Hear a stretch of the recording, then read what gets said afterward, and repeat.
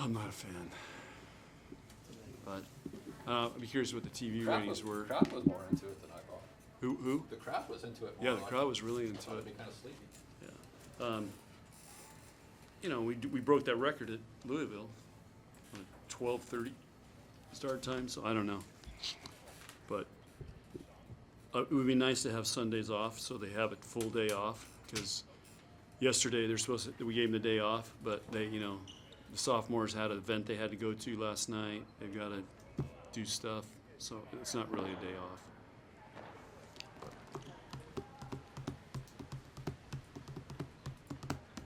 What do you guys got? Go ahead. Maybe the official introduction of the schedule for the week. So. Oh. You know. We know. What growth have you seen from Bergen as a defensive player this year compared to where she was a year ago? Yeah, it's a great call. She's digging a lot of balls, and she's become a very good, for a setter, she's become a very good defensive player. So, we train it, and she embraces it. How much of that is a mentality shift? I mean, she's getting to practice in the gym and getting those drills, but how much of it is a mentality shift? It's a total mentality shift because setters are just worried about, do I set good balls? But the great ones do everything really well. Serve, block, defense. It took Kelly 5 years to become a good defensive player. She was awful when she started, and then her senior year, she was a phenomenal defensive player, and that was one of the reasons that team was so good. But defense is, it's a mindset, and the great ones have they're able to handle that mentally to do all the skills really well and take pride in being a great defensive player. Do you think having Kelly and then Nicklin last year in your ear helped her with that mindset shift? I've never thought about it, but it probably. And Nicklin was also a phenomenal defensive player too. So, but we've had years where setters didn't dig a lot of balls. How significant has your defense the last few weeks been to your success? Last few weeks? Well, I think really good. I think a great example against USC. They were doing some stuff we haven't seen since. They're kind of like Arizona State, but probably with better athletes. And it took us a while to adjust, but then we finally adjusted. I'm not sure they got a kill down in Game 3. We just dug everything. So it took us a while to adjust, but I think they had 5 kills that game for the whole game. So just thought our blocking defense really took over that match. That's what we got to continue to do against these teams. And this Thursday we got to do it on the road. With all the players you had back, do you think you should have been better at defense earlier in the season? Well, we played a tougher schedule than last year.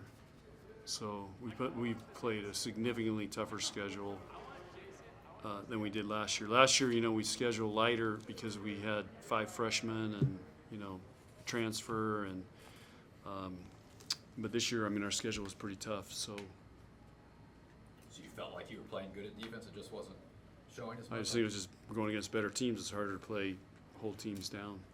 But the other thing is, with our schedule, it was hard to prepare for teams because we were playing like every other day for 2 weeks. So now in the Big Ten, we have a chance to get to prepare for teams. So I think that helps give us an advantage. How do you decide on starting lineup? I know you pulled Lindsay on Friday night, went with Taylor, but then went back to Lindsay. How do you decide who's getting playing time there? Yeah, there's just gut feeling. The coaches, we talk, and so it's just kind of a gut feeling, and who's stepping up that week.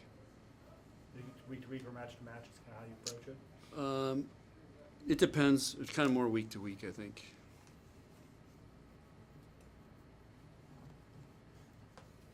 Questions?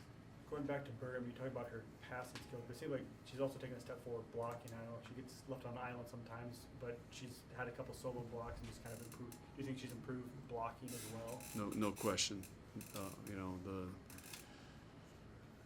blocking's, I've said this 100 times, blocking's the hardest skill, and when they come in as a freshman, and so she's a year into it, year in our training, and we work a lot on blocking, and now she's grasped it. I think playing on the USA team, she realizes how important blocking is, just with the physical hitters you have to go against. So, she's got a great feel for it. what does that do for your overall defense to have a setter that can be a force? at the It's net? huge because, you saw USC subbing me out. There's other teams that sub their setters out, so then you're going with no setter, or but we've always tried to get our setters to be great blockers or hold their own. Even Nicklin, who didn't jump very high, but she was able to hold her own and make sure the balls weren't hit down in the middle of the court that we can't dig. And that's something we were just really stressed with them. You don't need to stuff balls, but you need to take away the balls we can't dig and just touch them and slow them down. So touching deflecting and slowing it down is just as good as the stuff a lot of times, because they might cover it if you stuff it. So, but we ask that from all of our blockers, but it's really nice when you have a setter that, can hold her own up there. Have you seen Harper grow, especially like her toolbox from last year to this year? Toolbox. We've been working on all these things. She's a year older. She's, I think, understanding college volleyball, what she has to do. And so I think she's just doing what we train and getting better at it. Anything else? All right. Okay, guys.